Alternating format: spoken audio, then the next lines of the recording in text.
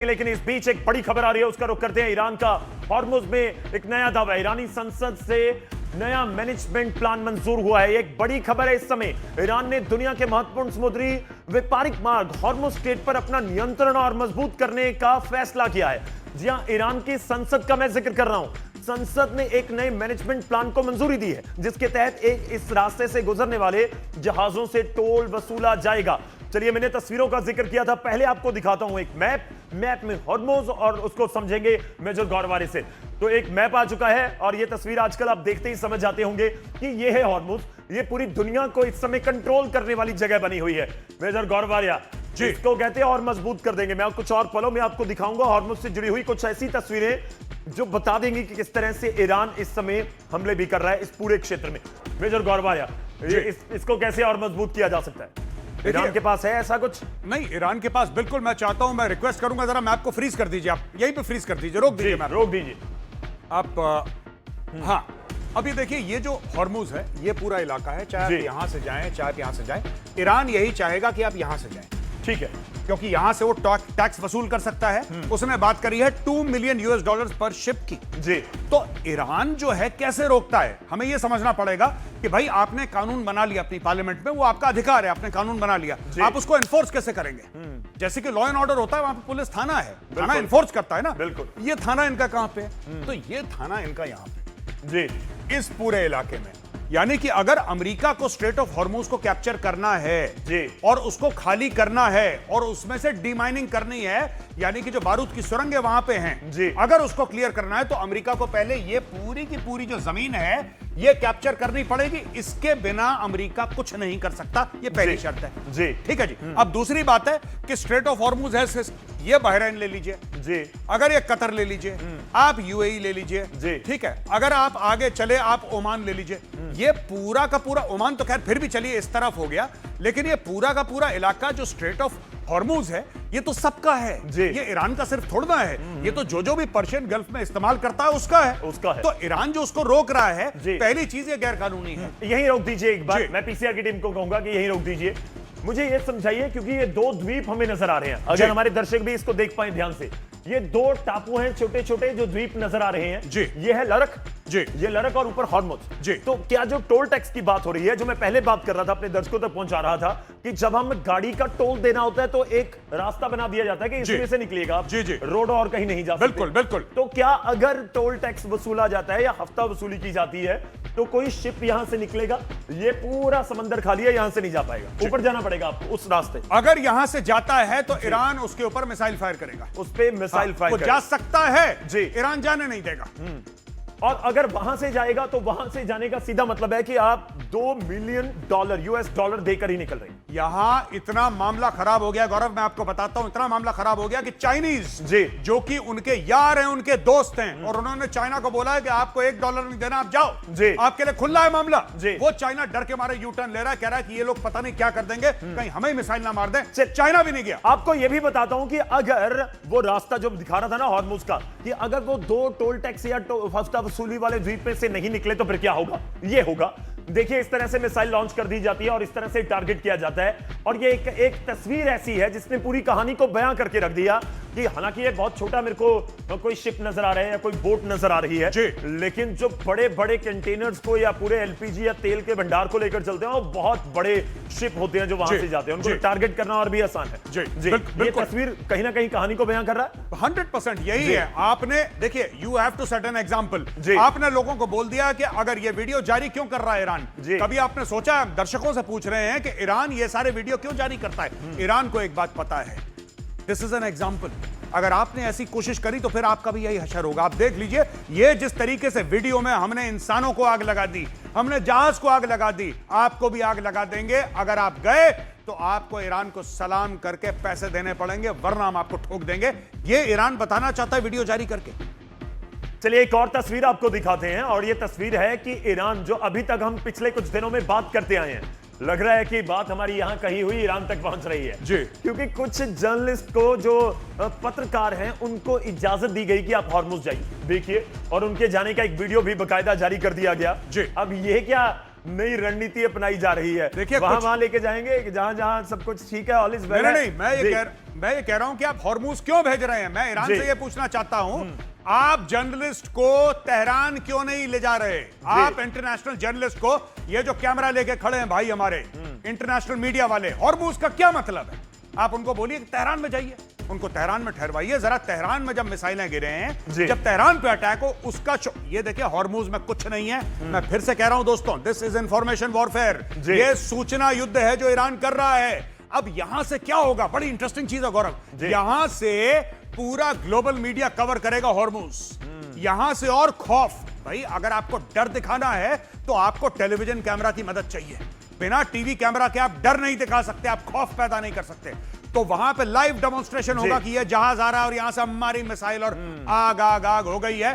This is what Iran wants to communicate to the world, और इसमें global media उसका साथ देगा। बिल्कुल, और तस्वीरें जारी भी इसलिए कर दी गई, ये भी एक रणनीति का हिस्सा है, इसमें कोई दो राय नहीं है। चलिए आपको दिखाते हैं इस मामले से जुड़ी हुई एक रिपोर्ट।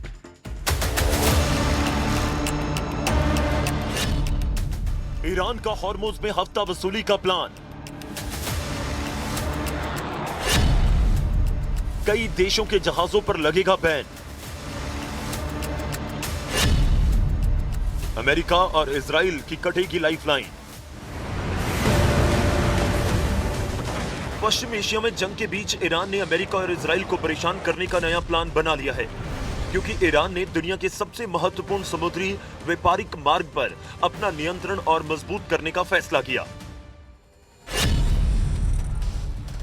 इसके लिए ईरानी संसद की सुरक्षा समिति ने एक नए मैनेजमेंट प्लान को मंजूरी दी, जिसके तहत हॉर्मुज स्ट्रेट से गुजरने वाले जहाजों से टोल वसूला जाएगा और कुछ देशों के प्रवेश पर तो पाबंदी रहेगी। नए नियमों के तहत अमेरिका और इजरायली जहाजों के हॉर्मुज स्ट्रेट से गुजरने पर पूरी पाबंदी लगा दी गई है। इसके अलावा ईरान ने उन देशों के जहाजों पर भी पाबंदी बढ़ा दी है जो ईरान पर एक तरफा आर्थिक प्रतिबंध लगाने में शामिल है। मतलब साफ है, ईरान अमेरिका और इजराइल के जहाजों पर नकेल कसने के लिए तैयार बैठा है, और इसलिए उसने सारा प्लान बनाया, या यूं कहिए कि अमेरिका और इजराइल को फंसाने के लिए हफ्ता वसूली वाला चक्रव्यूह बना। ईरान के सरकारी मीडिया के मुताबिक इस नए प्लान में कई बड़े बदलाव किए गए हैं, जिसके तहत हॉर्मुज से गुजरने वाले जहाजों को ईरानी करेंसी रियाल में टोल टैक्स देना होगा। नए प्लान में समुद्री सुरक्षा, जहाजों की सेफ्टी और पर्यावरण संरक्षण को लेकर भी नियम बनाए गए। ईरान इस पूरे इलाके के प्रबंधन के लिए ओमान के साथ मिलकर एक कानूनी ढांचा तैयार करने की योजना भी बना रहा है। कुल मिलाजुलाकर ईरान हॉर्मुज स्ट्रेट में फुल कंट्रोल करने के मूड में है, जिससे अमेरिकी राष्ट्रपति डोनाल्ड ट्रंप का पारा 7वें आसमान पर है। ट्रंप ने सोशल मीडिया पर लिखा कि अगर हॉर्मुज स्ट्रेट को व्यापार के लिए तुरंत नहीं खोला जाता तो अंजाम बुरा होगा। ट्रंप ने चेतावनी दी कि अमेरिका ईरान के पावर प्लांट्स, तेल के कुओं और खर्ब द्वीप को पूरी तरह से तबाह कर देगा। यानी ट्रंप ने बोल दिया कि अगर ईरान ने हॉर्मुज स्ट्रेट में हफ्ता वसूली का प्लान थोपा तो वह खर्ब द्वीप से हाथ धो बैठेगा। खर्ग फारस की खाड़ी में स्थित ईरान का एक प्रमुख द्वीप है। ये ईरान के कच्चे तेल के निर्यात के लिए दुनिया के सबसे महत्वपूर्ण केंद्रों में से एक माना जाता है, और ट्रंप ने हॉर्मुज नहीं खोलने पर ईरान की खर्ग द्वीप वाली लाइफलाइन काटने का फैसला लिया है। चलिए, दावे तो बहुत सारे किए जा रहे हैं, लेकिन क्या इस बीच जो चाह रहे हैं, चाहे वो अमेरिका हो या ईरान हो, वो मुमकिन हो पाएगा? मैं कुछ तथ्य सामने लेकर आऊंगा स्क्रीन के जरिए और उसके ऊपर बात करेंगे। क्या ये नए मैनेजमेंट सिस्टम के जरिए ईरान की जो पूरी प्लानिंग है वो कामयाब हो पाएगी? नए मैनेजमेंट प्लान को मंजूरी मिली है, उसमें हॉर्मुज में हफ्ता वसूली का प्लान बताया जा रहा है। मैं 3-4 आपको पॉइंट देता हूं। जिस तरह से हमने पहले बात की थी, हॉर्मुज में 2 द्वीप हैं, उसमें से निकालना होगा शिप को, और उसका सीधा मतलब है कि आपको पैसे देने होंगे, आपको डॉलर्स देने होंगे। इनफैक्ट रियाल का भी जिक्र हो रहा है कि रियाल में दीजिए अपनी जो फीस है और रास्ता ले जाइए। हॉर्मुज में अगला पॉइंट अगर आप आए, हफ्ता वसूली का ये पूरा प्लान है जिसके ऊपर बात हो रही है, और अमेरिका इजराइल पर पाबंदी की भी वायदा है कि अमेरिका और इजराइल वालों को नहीं जाने देंगे, बाकी आप दीजिए अपना टोल टैक्स और निकल जाइए। इस प्लान के बारे में क्या देखें कि ईरान केवल बम फेंकने के ऊपर इस समय फोकस नहीं कर रहा। इसको जब हम देख रहे हैं तो ये लग रहा है कि पैसा किस तरीके से आएगा और किस तरह से कंट्रोल को बढ़ाया जाए या मजबूत किया जाए, उसके ऊपर भी फोकस हो रहा है। जी, अच्छा, 2 बातें हैं मैं आपको बताता चलूं कि सबसे बड़ी बात यह है ईरान इसको पूरी तरीके से एग्जीक्यूट नहीं कर सकता। जी, ईरान ने धमकी दे दी है कि अगर तुमने नहीं करा तो हम ऐसा कर देंगे, रियाल में तुम टोल दोगे, फलाना। देखिए, मैं आपको विस्तार से बता देता हूं कि ये इलाका ऐसा है। पहली चीज तो ये स्ट्रेट ऑफ हॉर्मुज ईरान का नहीं है। हाँ, ईरान का एक बहुत बड़ा स्टेक है इसमें, लेकिन और भी देश है वहां पे। ओमान है, वहां पे यूएई है। आप सबको इससे अलग नहीं कर सकते। सऊदी अरब की ट्रेड चल रही है, तो ये अलाउ नहीं किया जा सकता, कोई अलाउ नहीं करेगा, पहली चीज। दूसरी चीज यह है कि ईरान एक समय तक अपनी थ्रेट कैरी आउट कर सकता है, लेकिन अगर किसी को गलतफहमी है कि ईरान 2 महीने बाद, 3 महीने बाद भी इतना ही मजबूत रहेगा, नो, दैट इज इम्पॉसिबल। ये हो नहीं सकता है। हाँ, आज की तारीख में ईरान ने सबके सर में दर्द कर रखा, ये बात सच है। मेरा एक और सवाल है। आपने जिक्र किया कि इतना ही मजबूत रहेगा, लेकिन ट्रंप जो दावा कर रहे हैं ना, ट्रंप दावा कर रहे हैं कि उनके मिसाइल के अटैक 90% तक कम हो गए हैं, तो क्या उसमें सच्चाई नहीं है? नहीं, ये गलत बात है। 50% कहे। नहीं जी, मुझे नहीं। देखिए, अभी ईरान के पास असला है, ईरान फायर करता रहेगा।